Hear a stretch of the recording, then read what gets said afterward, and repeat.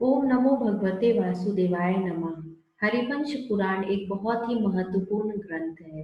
हरिवंश यानी भगवान के वंश, भगवान की वंश परंपरा के बारे में। इस पुराण को बहुत से पापों का हरण करने वाला बताया गया है। जिन लोगों को उत्तम संतान की इच्छा होती है वह लोग भी इसे सुनते हैं।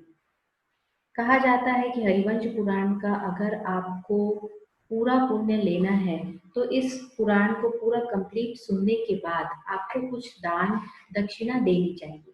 तो जिस तरह से अगर आप ऑनलाइन सुन रहे हैं तो हम आपसे आग्रह करेंगे कि पूरा सुन, अगर आप किसी विशेष उद्देश्य को लेकर सुन रहे हैं खास तौर पे, तो आप पूरा पुराण सुन लेने के बाद किसी कन्या के पढ़ाई लिखाई के लिए दान में दें, उसके मेडिकल के खर्चे के लिए दान में दें, या फिर किसी भी बच्चे के लिए, चाहे वह कन्या हो या बालक हो, आप उसके पढ़ाई लिखाई के खर्चे या फिर उसे कोई रोजगार संबंधी शिक्षा देने के लिए फीस दे सकते हैं। आप उनकी अनाथ आश्रम में दान कर सकते हैं, वृद्ध आश्रम में दान कर सकते हैं, किसी अस्वस्थ की मदद कर सकते हैं स्वास्थ्य प्राप्त करने के लिए। तो कहने का तात्पर्य ये है कि जो भी आपका उद्देश्य है उस उद्देश्य को ध्यान में रखते हुए आप अ, दान पुण्य कीजिए। आप किसी मंदिर में भी दान कर सकते हैं।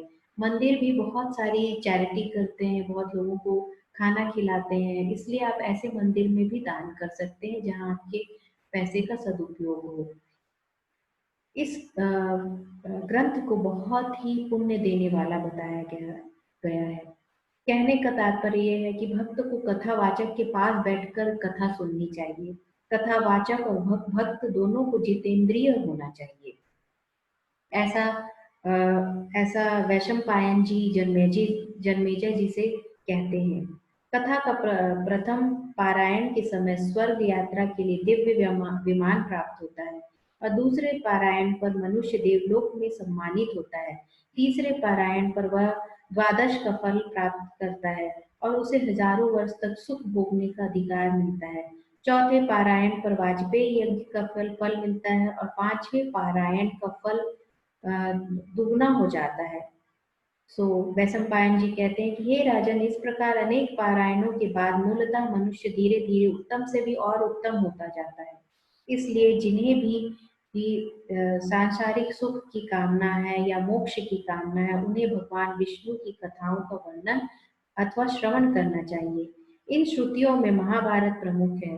उसमें स्वयं व्यास जी का कहना है कि जो कुछ भारत में है वह महाभारत में भी है। इसलिए मनुष्य को चाहिए कि यह भगवान का ध्यान करते हुए हरिवंश की कथा सुने और हरिवंश से संबंधित सभी कथाओं को सुनते हुए भगवान की शरण में जाए। इससे उसके समस्त दुख दूर होंगे। श्रद्धा भक्ति का महत्व बहुत है, इसलिए भगवान के ऊपर समर्पण का भाव रखते हुए, श्रद्धा भक्ति का भाव रखते हुए इस ग्रंथ को सुने। अगर आप चाहते हैं तो अपने पास आप एक दिया जला सकते हैं, भगवान के पास एक दिया जला सकते हैं सुनने के पहले। इससे आपके मन में आध्यात्म का भाव और भी बढ़ जाएगा। तो चलिए अब हम इसका पठन शुरू करते हैं।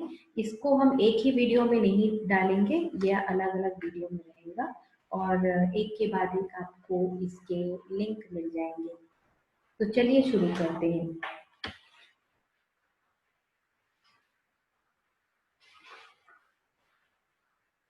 ओम नमो भगवते वासुदेवाय नमः। यह जो मंत्र है ये बहुत ही उत्तम मंत्र है। श्रद्धा भक्ति के साथ इस मंत्र का जाप करने से बहुत ही शांति और मोक्ष मिलती है।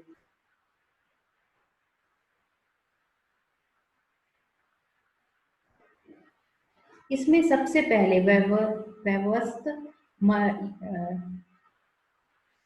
वैवस्वत मनु और यम की उत्पत्ति के बारे में बताया गया है, और साथ ही भगवान विष्णु के अवतारों के बारे में बताया गया है। आगे देवताओं का काल नेमी के साथ युद्ध का वर्णन है। इसमें भगवान विष्णु ने देवताओं को सांत्वना दी और अपने अवतार की बात निश्चित कर देवताओं को अपने स्थान पर भेज दिया। इसके बाद नारद और कंस का संवाद है। इसमें इस पुराण में भगवान विष्णु का कृष्ण के रूप में जन्म बताया गया है, जिसमें कंस का देवकी के पुत्रों का वध करने से लेकर कृष्ण के जन्म लेने की कथा है। फिर भगवान की कृष्ण लीला की ब्रज यात्रा के बारे में बताया गया है। उसमें कृष्ण की बाल लीलाओं का वर्णन है। इसमें धेनुकासुर वध, गोवर्धन उत्सव का भी वर्णन बहुत ही सुंदर किया गया है। आगे कंस का वध के साथ उग्रसेन के राज्यदान का वर्णन है। आगे बाणसूर प्रसंग में दोनों के विषय में बताया गया है। भगवान कृष्ण के द्वारा शंकर की उपासना का वर्णन है।